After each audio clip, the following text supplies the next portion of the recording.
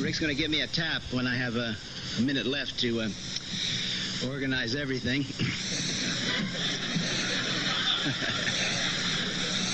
Rick just spoke of one aim of this panel is to consider where we've come from and where we're going, and certainly we must at this wonderful, wonderful moment. I mean, I'm so overwhelmed by what you have done and so proud of all of us for being here. But, there are many of our sisters and brothers who are not here with us, and I'd like to share with you our love for those who have been with us in this incredible adventure. Certainly Aldous Huxley, thank God, Bob Ram Dass and Laura will update us on his wonderful career as our coach at Harvard. It was all Aldous' fault.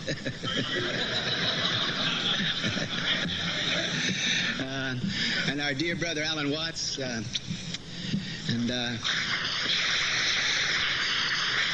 of course we all wish that John Lilly were here, and he is here. The man that was our partner in time when we started Harvard, Frank Barron, who sends his best wishes. And, I mean, I could go on and on. I was just about to say Abby Hoffman.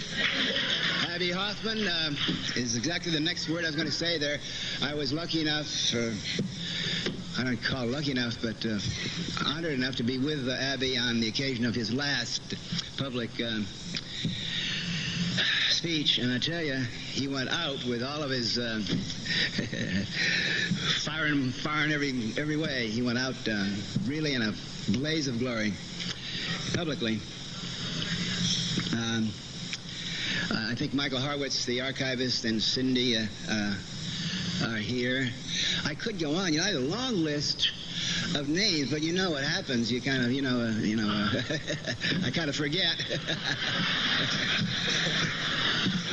I have to warn audiences, that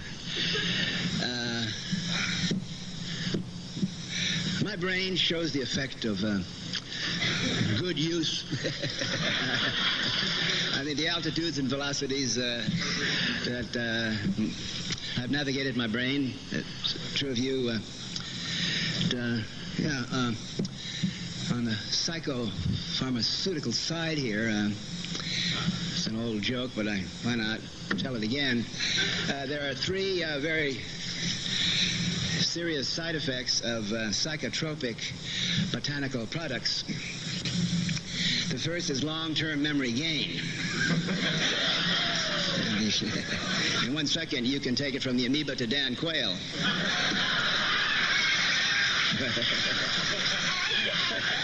That's evolution.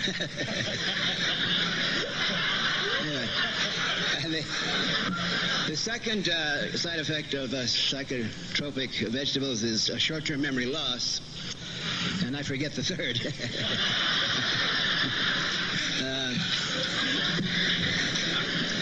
In giving tribute to, I think I got to give tribute to John Lennon.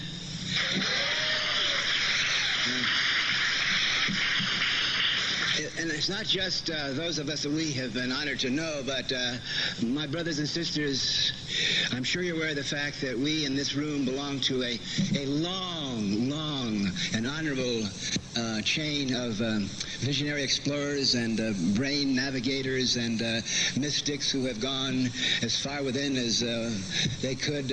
Just in this country, this is the third psychedelic revolution that our country's been through.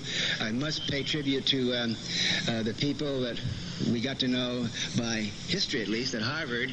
The second psychedelic revolution took place, or started in Cambridge, around the turn of the century. William James founded the first psychological laboratory in this country and wrote that incredible book, The Varieties of Religious Experience. That was nitrous oxide, hashish, and opium. Oliver Wendell Holmes, I think we must pay tribute to, as we always do, to the writers like Ginsberg and William Burroughs. But in the second revolution, Mark Twain was probably the most outspoken advocate of brain navigation. Indeed, he talked Ulysses S. Grant into getting a little neurological assistance. Grant, you know, was writing his autobiography. He needed the money, and he had a terrible writer's block. So Mark Twain got a doctor to prescribe cocaine for him, and thus the world got Ulysses S. Grant autobiography. I know this is not the place where you're supposed to mention things like cocaine, so I won't. I'm not a great fan of cocaine's. As William Burroughs said to me about a month ago, he said, I don't like any drug that makes me twitch.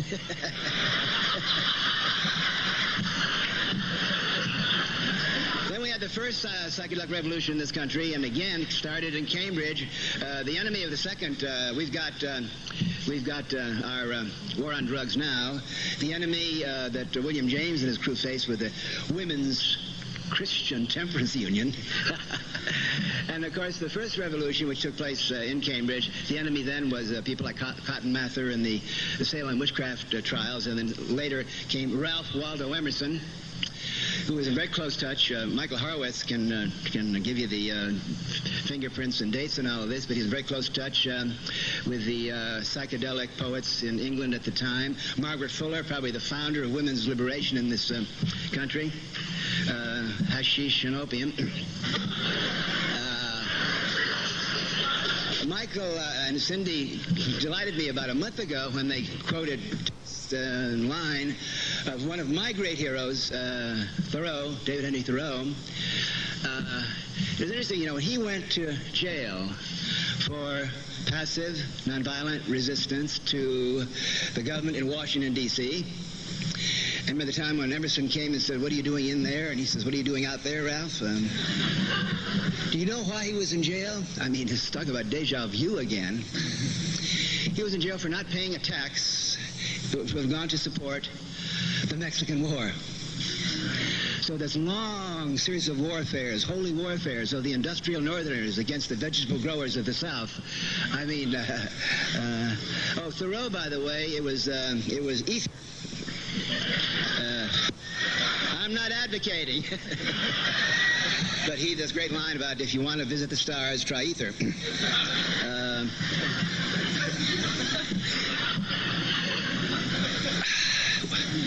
Could we be here, or would we be here in this moment of exaltation and sense of positive growth if we had not had in the last 6 months probably the 6 most glorious months in human history?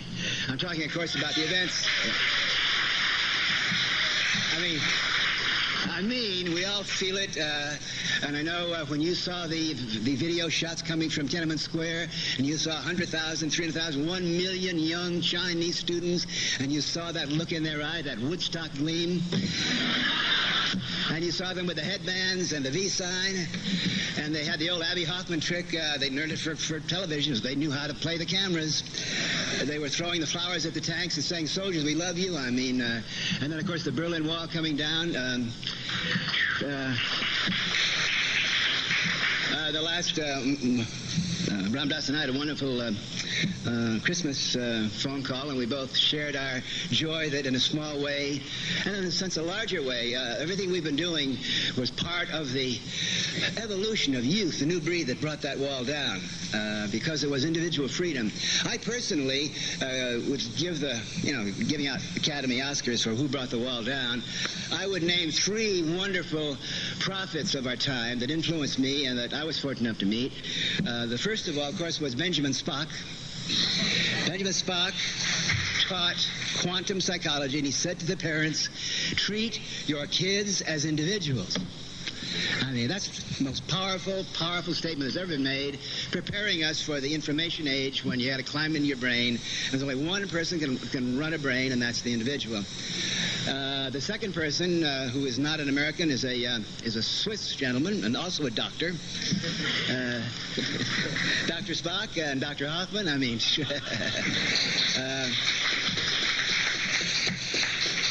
although he's one of the great organic chemists of our time, we all know that he is a very deeply cultured man with a deep roots in the tradition of German and Swiss and European mysticism, so that he just didn't happen to ride that funny bicycle home that day and think it was a psychiatric episode. I mean, he'd seen the guidebooks. He knew what was going on, and there was a wonderful tribute for Albert. Remember, Bob, in Hollywood, and it's a big St. James Club, and all these people were out there all dressed up in Sunday, and I was introduced. I said, Hoffman wrote a book called LSD, My Problem Child, and I said, Albert, they're your children. And a third, who's the third person I'm going to mention? A third doctor, Marshall McLuhan. Because, number one, Marshall McLuhan was always a strong supporter of the psychedelic movement in this country in the 60s. He actually told me, he was his, I get the credit, it was his script by him. He told me the words that turn out, to be the American translation of Glasnost and Perestroika. He said, Timothy, tell him, turn on, tune in, and drop out. Think about it. It was Hoffman, and it was McLuhan. Okay. What? There's a fourth person. Who's that? Timothy Leary. Oh, come on, the Richard Alpert. No, come on. Yeah, Richard Alpert. Now, it's no news to you there's a war on drugs out there. In the history of religious insanity and holy wars, I think this one takes the cake. I mean, the absolute... we knew at Harvard after about a year that we were going to have a little trouble with... there was a taboo against the brain. You're not supposed to tamper with the brain in an industrial society, and we found that out right away. And there were many times after a while we'd sit around and we'd say, well, these psychedelic drugs are psychotomimetic. They create serious mental confusion, paranoia, hysterical hallucinations in deans and government officials who have not taken it.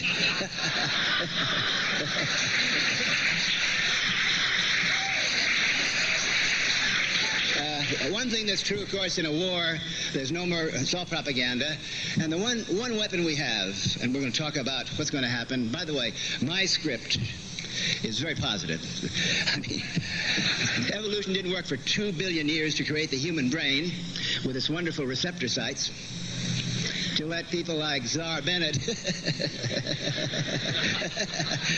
and his ilk stop it all.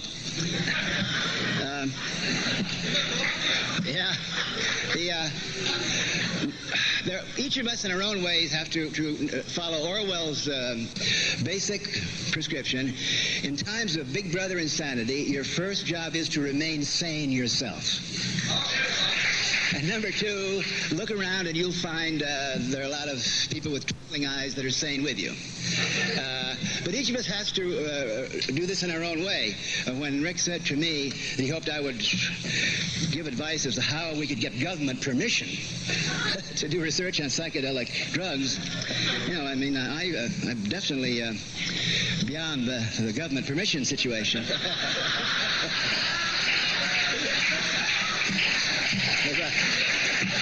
I mean, like several 100 million Eastern Europeans fuck the government. I mean, let's go on for them. But also, one way I've found to get common sense. Common sense is so important. I'll give you 3 little common sense things you can do. I was on a radio program talking to someone in Mississippi, Alabama, and somebody talking about marijuana. They say marijuana kills, and I said, marijuana is really not very dangerous. I think it's the least dangerous thing around. And this old farm guy says that, well, I'd like to talk to you, Dr. Leary. He says, you say that marijuana is not dangerous. It seriously injured my son, Billy. I said, oh, gee, I'm sorry. What happened to Billy? He said, well, the damn fool went out of the barn and made a mistake, and half a ton of it landed on his arm.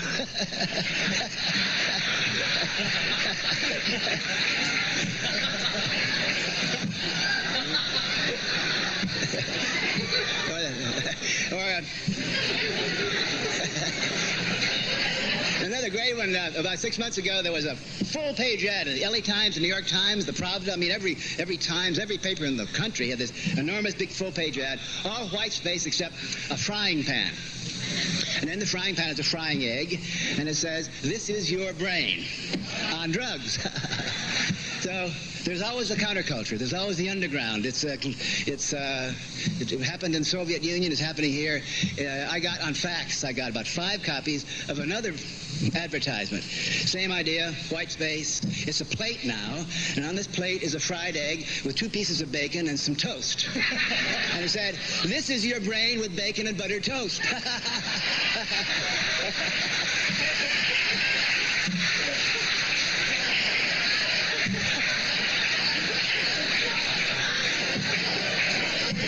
Well, that's just common sense.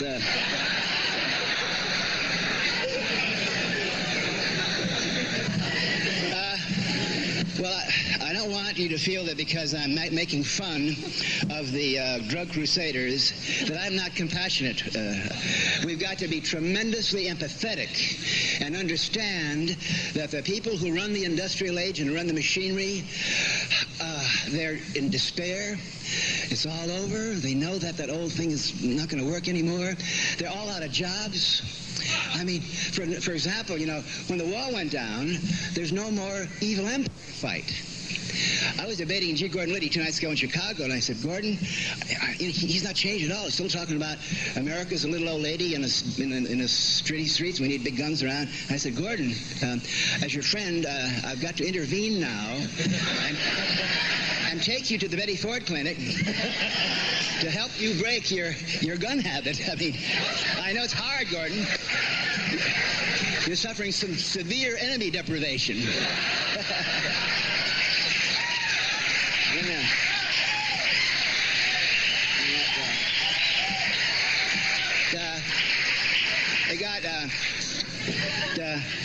I do feel sorry for millions of sincere people who, of course, there are many reasons. There are many reasons why there is this war on drugs. One is because they have to have the Cromwellian Calvinist Protestants who run this country have to have someone to war on, and so they got the war on drugs. But deeper than that, there are profound religious issues here. And as Terence McKenna has told us so many times, in the old days when it was all one and we were all pagans, vegetables you'd be eating, cocoa leaves, and it was all part of nature, and you couldn't talk about the individual and the individual brain because there was no individual and no brain.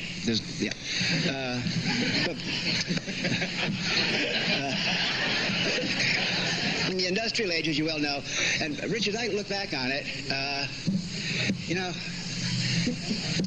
you cannot allow people in an industrial, mass assembly, factory society to tamper with their brains. You simply can't allow it. I mean, this is why you have the robots. We're all here in the robot, and you're a doctor, and I'm a lawyer, and you're a minister, and you're a professor, and you're a policeman, and you're a criminal. Sorry, but we have you, too. But everyone's got our job, and you can't have people tampering with their brains like robots suddenly poking around inside. As we move to the information age, the communication age, the meaning of the information age is, of course, the discovery of the brain. So I would say the year 2000, the 21st century is going to be the century of the brain. And I give credit to the great explorers of Magellan and Columbus and Huxley and who has helped us discover. By the way, interesting, Richard, remember Aldous Huxley used the metaphors of discovering and going across to the Antipodes and like Australians finding things and coming back. That whole, it's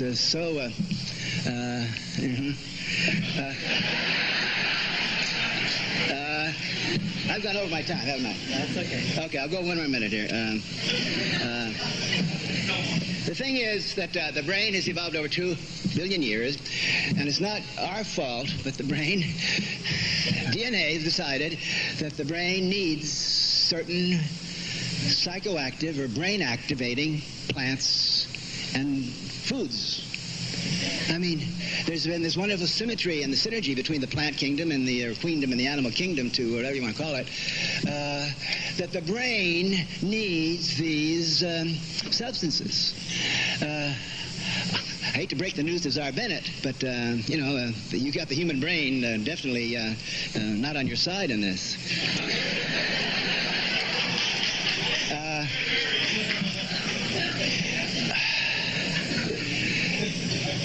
What's going to happen in the next 4 or 5 years, the advanced, underground, psychedelic counterculture of the computer software industry, many of whom are in this room right now, are producing something called artificial reality gear, virtual reality gear. I call it electronic software, WAR. These are suits. You climb into a computer, you know about it, you put your goggles on, but the goggles are screens, and then you produce any kind of, you create any reality you want. Say, should we meet for lunch? Should we meet in Taj Mahal? Do you want to meet in the ski slope of San Moritz? What do you got in your San Moritz file? No, how about try this? See, we're going to be living, inhabiting, traveling in artificial realities. The very concept, artificial reality, I mean, isn't that thrilling? I know a lot of people don't like the word artificial. A lot of people think that, a lot of people tell me drugs are artificial. I said, you mean marijuana's been around for 20,000 years? You call that artificial? All right, the artificial reality here is going to hook up with the psychedelic brain. Now, don't believe me. Believe the Wall Street Journal. February 2nd, look it up, Ruth. February 2nd, front page, Wall Street Journal, column 1, a big article about Jaron Lanier and virtual reality. And the headline said, electronic LSD, ? And there's a picture of Jaron Lanier and his dreadlocks. And the sixth paragraph down on the first page, it quotes me as saying, this is better than LSD, it's addictive, but it's legal.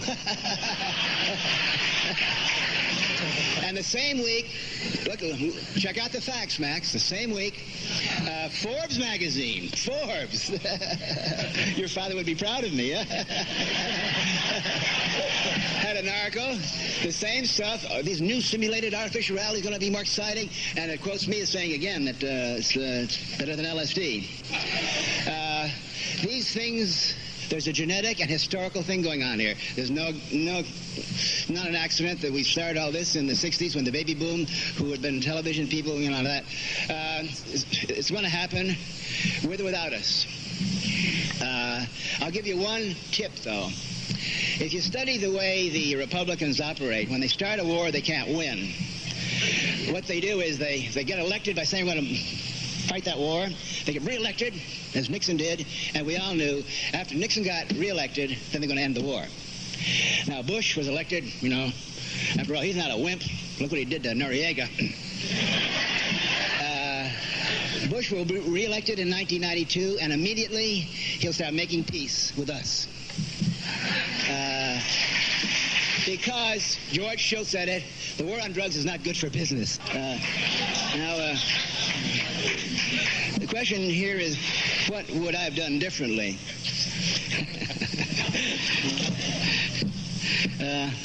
Let me think about it. Thank you very much.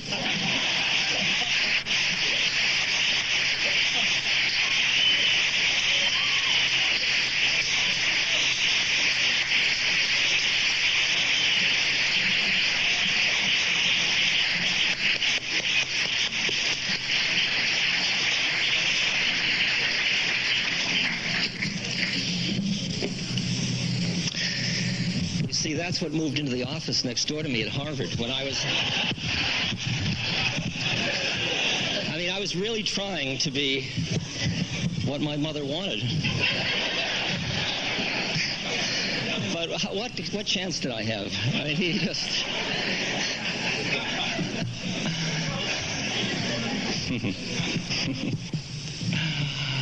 Oh, it's a delight. And I really want to honor Timothy. Timothy was a person who took me out of a fate worse than death, which was being a successful citizen. And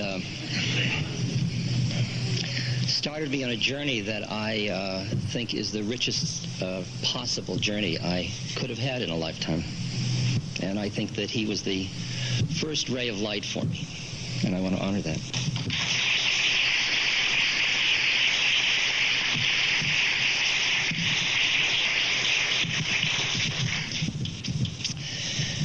I just want to add my voice by saying that this week in Congress, in a joint session of Congress, the new president of Czechoslovakia said, "Without a global revolution in the sphere of human consciousness, change for the better in the sphere of our being."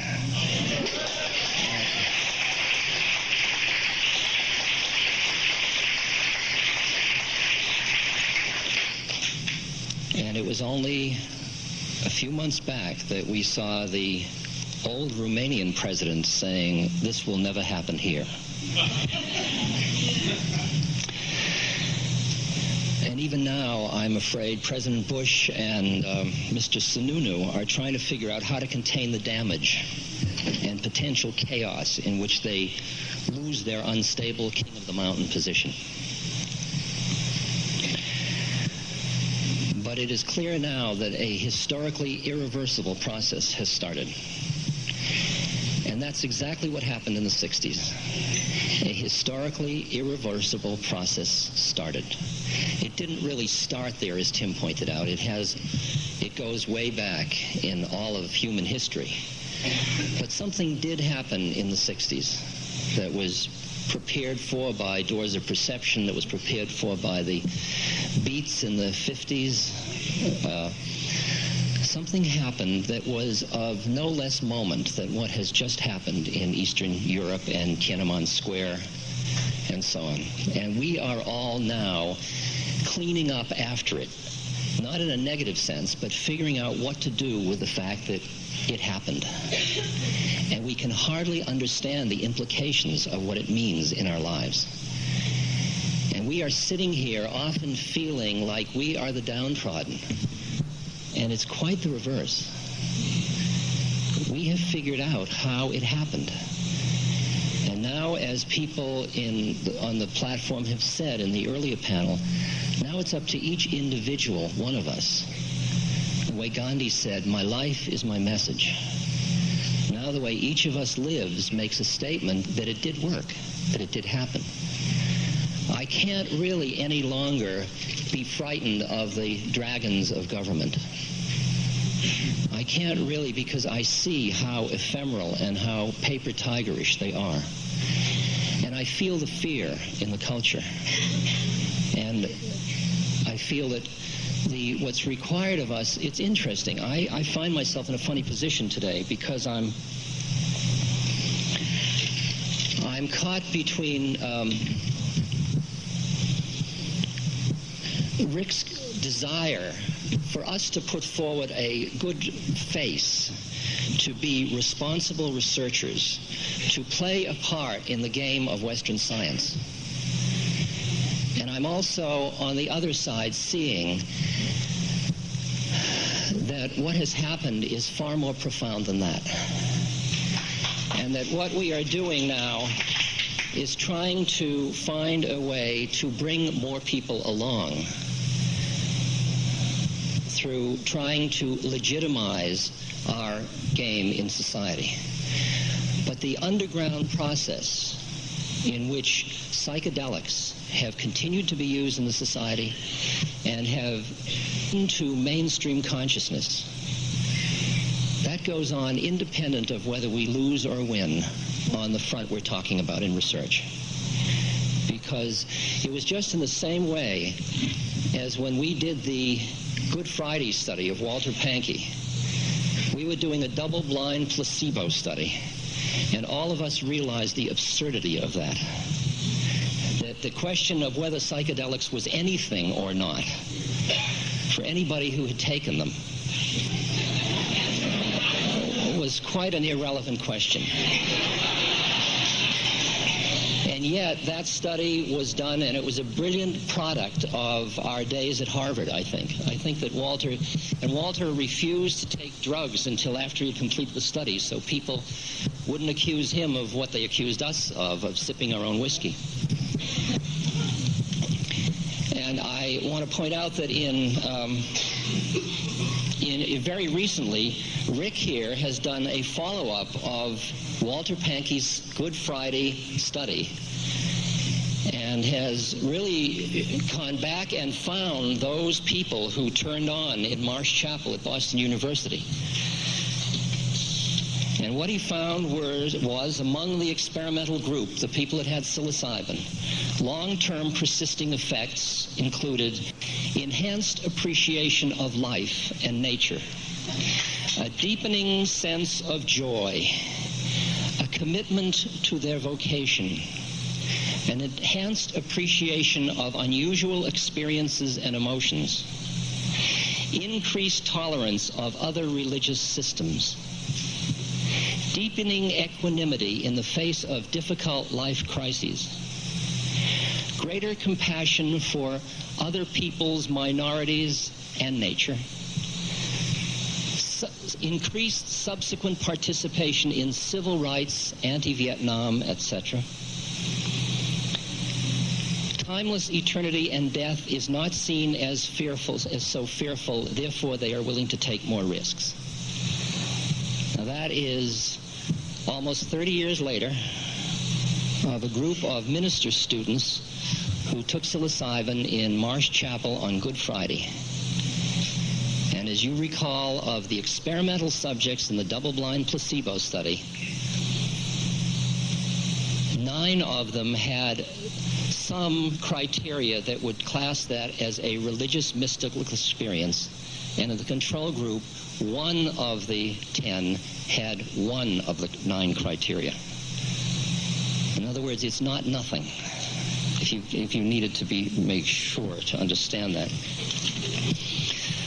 Now, I was asked to talk about what are the benefits of what we did in the 60s and what are our mistakes. Tim didn't deal with what he might have done differently. So, but I can play the straight part, which I've done doing with Tim for years.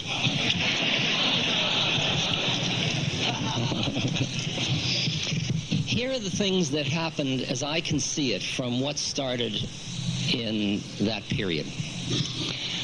First of all, the culture broke out of the psychotomimetic model of using chemicals. That up until then, in this society, primarily these chemicals were considered psychosis-inducing and under the control of the psychiatric establishment. These chemicals started to be seen, these herbs and plants started to be seen as sacraments, as they are used in other societies. They were used for creative purposes, and the therapeutic possibilities started to become apparent. The chemicals in the early 60s among the 15 to 25-year-olds became a rite of passage, which was shown in the Woodstock moment. In a culture very sadly lacking in rites of passage, where there is a lot of confusion about shift from childhood to maturity. That period made us clear that it wasn't just the chemical you ingested, but it was the set and setting. And here, of course, the traditions like the American Indian and the shamanic traditions. We knew all that, but we never listened to it. After I started with psychedelics, suddenly books that I had passed on the bookshelf saying what a bunch of rot suddenly became the most treasured volumes for me. Books of American Indian law, the Tibetan Book of the Dead, things like that, the Upanishads and the Vedas. In other words, it opened our link to the East and to an incredibly rich philosophical, psychological, and spiritual heritage of humanity that we had primarily been closed to, except for Max Mueller, just a very few things. It really opened us to the East, and I've been living off it ever since.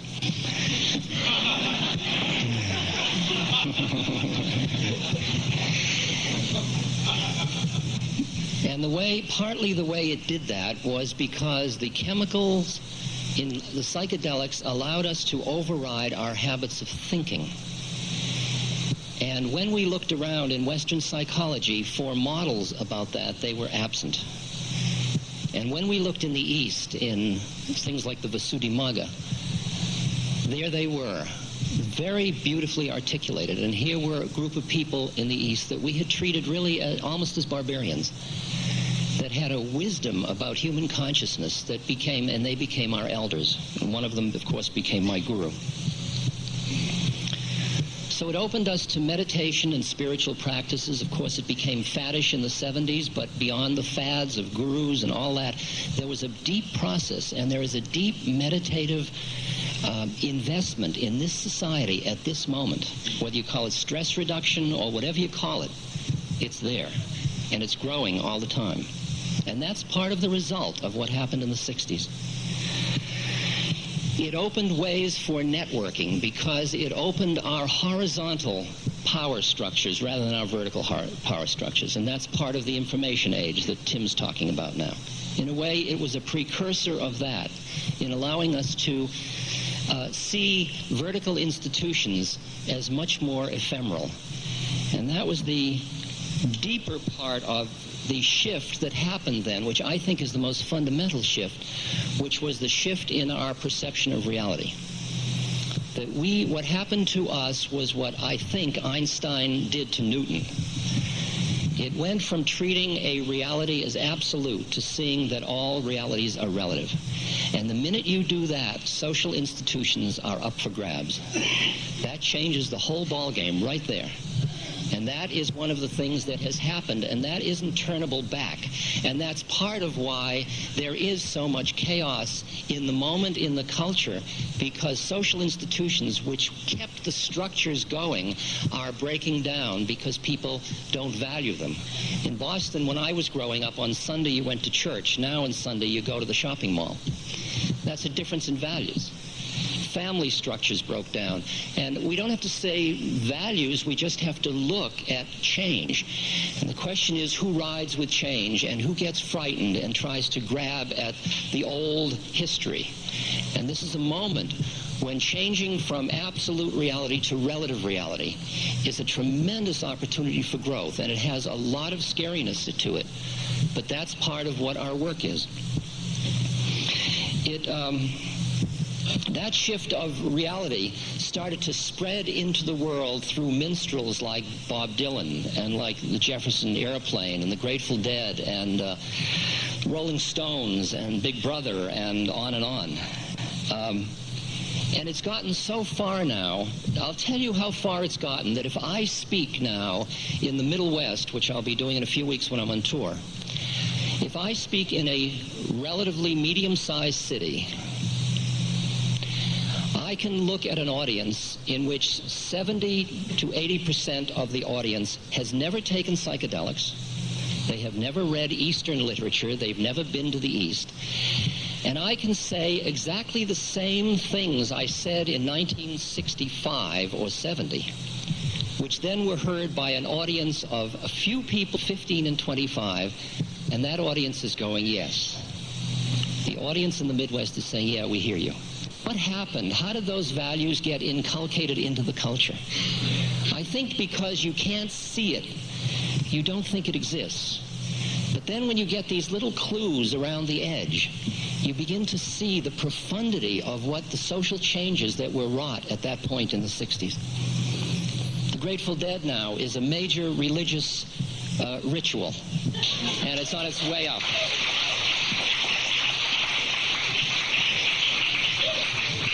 Our work with the dying, the work started really by Eric Cast and people like that way back, beautiful men.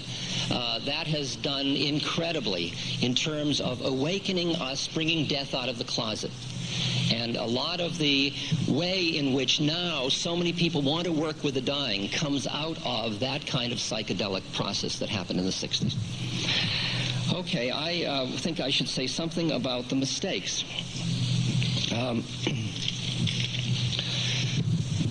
Of the early 60s of our research. In one way, I kind of am with Timothy. What mistakes? It was life. We did the best we could. So I don't say these in some sense of, I don't know what sense I say them in. I'll just say them. When we did that research at Harvard, very shortly after the beginning, we realized that this was a heresy to that social institution. That the Harvard is an institution committed to the intellect and to rational analytic process. And when we brought on something that dealt with intuitive, transcendent, unitive experiences in which the intellect became a subsystem rather than the metasystem. We were taking on the priest class of the church, and we were doing it within the confines of that church. And what we were doing is going on to a tennis court with football cleats, is the way I would understand it. And I think that once we got going, because we were ingesting our own product, we lost our connection with the community around us. And I feel that this was neither our fault nor their fault. It was one of the results of the profundity of this experience that we couldn't turn away and couldn't turn back. But we did lose our support system, and we didn't slow down enough to keep it with us, because it finally got to the point of who's taken it and who hasn't. And that bridge became unbridgeable after a while. And it was shocking to us that people we loved and worked with as colleagues no longer were our colleagues. I think we got a little confused about evolution and revolution. And I think we played with the revolutionary aspects of psychedelics, when to me the far more interesting issue are the evolutionary aspects. And I think that had we been more evolved in our wisdom and not feeling we were inventing the wheel all over again, we would have had an appreciation of what the fears were of the society and how to work with those fears rather than just pitting ourselves against them. I don't think the way we did it was the only way it could have been done. I think we were over-enthusiastic about how easy behavior change would be. When I look at many of my friends that I took acid with in the 60s, I see that there's been a lot of work they've done, but there's a lot yet to do. And I remember Tim and I had a chart on the wall of how soon everybody would get enlightened. It involved putting acid in the water supply, but it still was going to be very soon. And we talked about how we would retool Detroit when nobody wanted cars anymore. But the real changes are harder. I think we downplayed the fact that the psychedelic experience isn't necessarily for everybody, and that people intuitively can be trusted. We did say this in Politics of Consciousness. We said people must control their own consciousness, and all we have a right to do is educate people as to what the issues are and where you can go and what to be careful of and what to be aware of. And I think that we were somewhat insensitive to the issues of the people that weren't really ready to handle this. On my personal era, in view of the fear people have of their children, for their children, and of their children now, was in giving psychedelics to undergraduates. That started a chain, and I did that for many reasons. Sexual was not excluded. Now,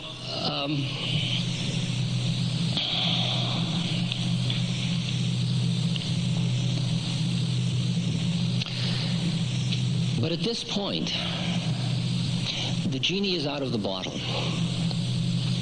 Plenty of us know the difference between crack and psilocybin. Plenty of us will continue to do just what we are doing, to work on our consciousness, laws notwithstanding. Truth cannot be repressed. It cannot be legislated out of existence. Perhaps today Judge Ginsburg won't make it to the Supreme Court. I'm not sure that's bad, actually. And only a few congressmen can admit to smoking grass. But tomorrow it will be different. Psychedelics are a healthy pseudopod of a society. And they have to be honored, and they will be honored. You understand that the government's reaction is predictable and understandable. And I feel pain for their fear of change. But change is in the air.